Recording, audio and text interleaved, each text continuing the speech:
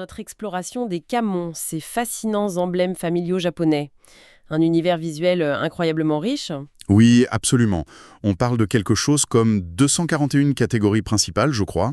C'est ça, et qui se décline en plus de 5000 motifs distincts. C'est énorme. Plus de 5116 pour être précis, c'est colossal. Notre but aujourd'hui, c'est de retracer un peu leur histoire, leur évolution, et puis ce qu'ils signifient culturellement. Exactement. Parce que ce ne sont pas juste de jolis dessins, hein. C'est vraiment une clé pour comprendre l'histoire sociale du Japon. Chaque kamon raconte quelque chose en somme. Tout à fait. Une histoire, un lignage, un statut. Alors, allons-y. Pour commencer, les origines. On remonte à quand? On est à la fin de l'ère Heian. Là, c'est la noblesse de cour, les kujé, qui commencent par décorer leurs objets personnels, leurs vêtements. D'accord, des décorations au départ. Oui, c'est ça. Et puis, chose assez pragmatique, ils se mettent à orner leur carrosse à bœuf avec ces motifs. Leur carrosse à bœuf, pourquoi? Pour se reconnaître dans les rues de la capitale. C'était à la fois un signe de distinction, et puis c'était pratique, tout simplement. Malin. Et c'est comme ça que le kamon est né, en quelque sorte? Voilà, l'idée était lancée. Mais ce qui est vraiment intéressant, c'est l'étape suivante, l'adoption par les guerriers, les samouraïs. Ah oui, la classe montante à l'époque. Exactement. Pendant la guerre de Genpei, par exemple, c'est très clair. Les Minamoto prennent la gentienne comme symbole, les Taira, eux, choisissent le papillon. Donc ça devient un marqueur d'identité fort pour les clans guerriers. Oui, et sous le shogunat de Kamakura, ça devient même crucial.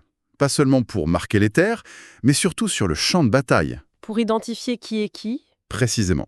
Sur les drapeaux, les bannières, les armures, les armes. L'usage militaire dépasse très largement l'usage plus, disons, décoratif, des nobles. D'accord, je vois. Et si les samouraïs s'en emparent comme ça, qu'en est-il de l'élite suprême? La famille impériale, elle fait quoi? Alors, justement, face à cette popularisation chez les guerriers, la maison impériale va clarifier ses propres symboles. Au début de l'ère Kamakura, il y en a deux qui émergent vraiment. Lesquels? D'abord, le plus connu, le chrysanthème, spécifiquement celui à 16 pétales doubles. C'est l'empereur Go-Toba qui le rend exclusif à l'empereur lui-même. Le chrysanthème à 16 pétales, d'accord. Et le deuxième? Le deuxième, c'est le Kiri, le Polonia. Son prestige vient d'une vieille légende chinoise. Ah, racontez-nous.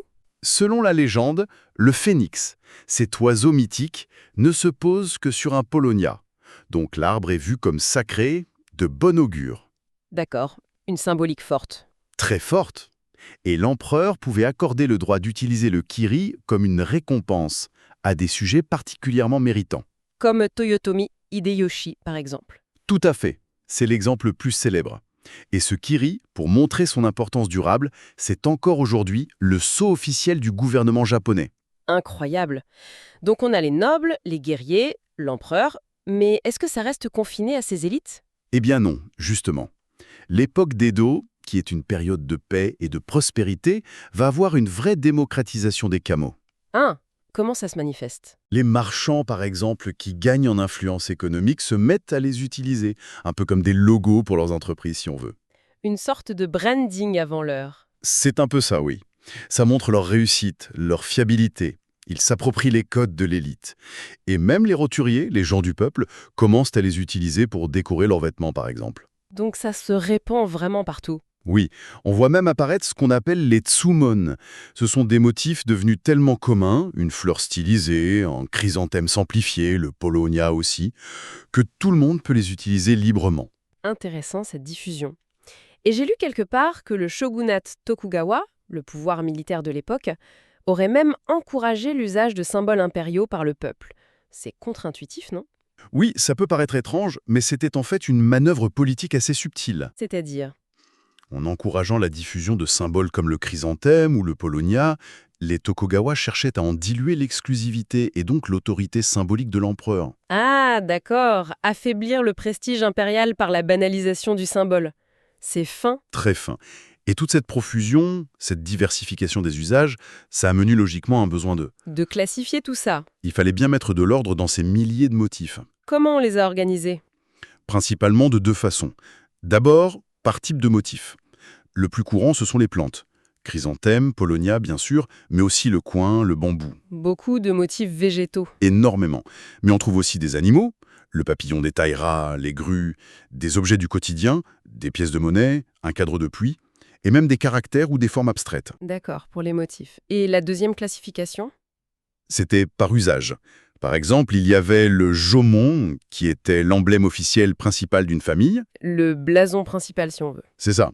Mais une famille pouvait aussi avoir un kaimon, une sorte de version secondaire, peut-être un peu simplifiée pour des usages moins formels. Il y avait aussi des distinctions pour les sanctuaires, shinmon, les temples, jimon, ou même spécifiques aux femmes, onamun. Waouh, c'est un système très codifié en fait. Extrêmement. Ça montre bien la structure hiérarchique de la société. Alors, si on récapitule tout ça, on part de la noblesse de Heian, ça passe aux samouraïs qui en font un outil militaire et identitaire, puis ça touche l'empereur, et enfin ça se diffuse dans toute la société à l'époque d'Edo, avec même des manipulations politiques. Quelle histoire! Oui, c'est une histoire qui épouse vraiment les grandes transformations de la société japonaise, de l'aristocratie à la féodalité, puis à une culture plus populaire et marchande sous les Tokugawa. Les Kamon sont un miroir de tout ça. Et ce qui est frappant, c'est qu'ils ne sont pas juste une relique du passé, on les voit encore beaucoup aujourd'hui, non? Absolument. Sur les bâtiments des sanctuaires et des temples, bien sûr, mais aussi sur les kimonos de cérémonie, dans l'artisanat, et même, parfois, réinterprétés dans des logos d'entreprises modernes. C'est une mémoire culturelle qui reste vivante. Une mémoire vivante. Oui, et ce qui est fascinant, je trouve, c'est cette capacité d'un système symbolique à traverser les siècles, à s'adapter, à changer de signification en fonction des époques et des groupes qui se l'approprient. C'est une belle conclusion. Peut-être une dernière petite piste de réflexion pour ceux qui nous écoutent. Oui. Comment est-ce que les symboles qui marquent l'identité ou le statut fonctionnent dans notre société actuelle? Est-ce qu'on peut y voir des échos, même lointains, d'une tradition aussi structurée que celle des Kamon au Japon? C'est une excellente question à méditer. Les logos, les marques, les styles vestimentaires. Exactement. Qu'est-ce qui fait office de Kamon pour nous aujourd'hui? Voilà de quoi réfléchir. Merci beaucoup pour cet éclairage passionnant. Merci à vous, c'était un plaisir.